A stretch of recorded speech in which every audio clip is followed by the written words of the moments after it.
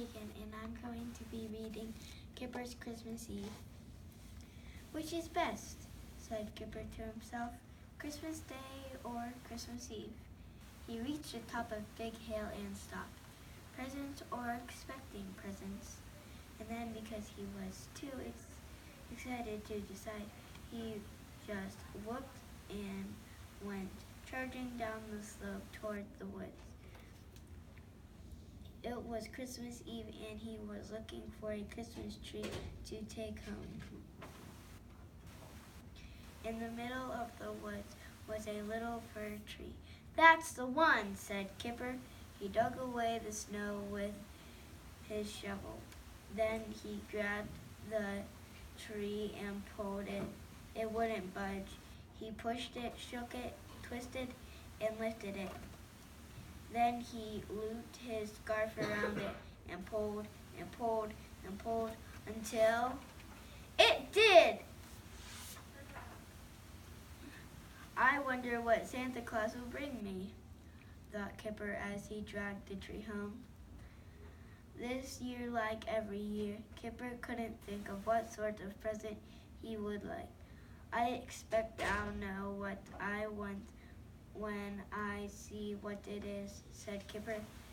He was still thinking about presents when he saw Pig and his little cousin Arnold coming over the hill. Hello, Kipper, said Pig. Do you want a hand with that? Pig tied his own scarf around the fir tree, and together they pulled it up the slope, while Arnold toddled along behind, sucking his thumb. He was pointing at something in the tree, but Kipper and Pig were too busy talking about presents to notice. At Kipper's house, they stood the tree in a bucket. Arnold peered into the branches, walking around and around the tree until he bumped into a pile of Christmas presents. One of them had a tag with his name on it. Merry Christmas, Arnold. Love, Kipper, it said.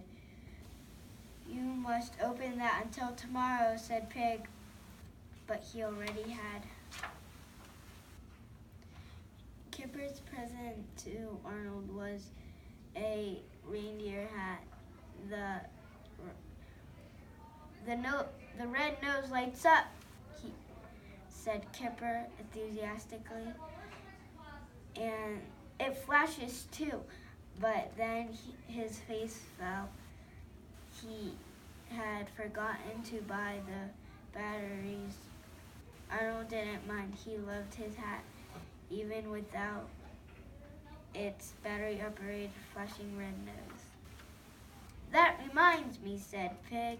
I haven't wrapped your present yet. So Pig went home while Arnold stayed with Kipper to help him decorate the Christmas tree. What shall we put on top, Arnold? Said Kipper. A snowman or a star? But Arnold didn't seem to be interested in the decorations. Arnold climbed onto the stool, taking off his hat and plopped it over the mouth. The stool wobbled and fell over. Are you all right, Arnold? Said Kipper. Arnold sat up and pointed. Kipper looked at the reindeer hat sitting on top of the Christmas tree. Aren't you clever? He said to Arnold. It's just right. And so it was. Just as they finished decorating the tree, the doorbell rang. It was Tiger. He had come to wish Kipper a Merry Christmas and to throw a snowball at him. Pig arrived too. Sorry, it's a bit lumpy, said Pig, handing handing Kipper his present. I'm not very good at wrapping things. I like lumpy presents, said Kipper. It makes you wonder what's inside. Time to go home, said Pig to Arnold. Kipper took Arnold's hat from the tree and gave it back to him. Arnold looked inside. There was no mouse. Merry Christmas, Kipper, said Pig. Merry Christmas, Kipper, said Tiger. Merry Christmas, everyone, said Kipper. As they walked out into the snow, look out for Santa Claus. Arnold waved and looked inside his hat once more just to make sure there really was nothing there. I think Christmas Eve is best, said Kipper, putting out some cookies for Santa Claus. He hung sock thing on his basket with a note to Santa Claus. Anything, please, thank you. Love, Kipper. He pulled his blanket up and laid, staring out of the window at the stars. He was wide awake. He wasn't sleepy at all. He couldn't wait for Santa Claus to come.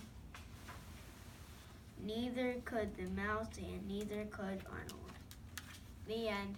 Merry Christmas, everyone.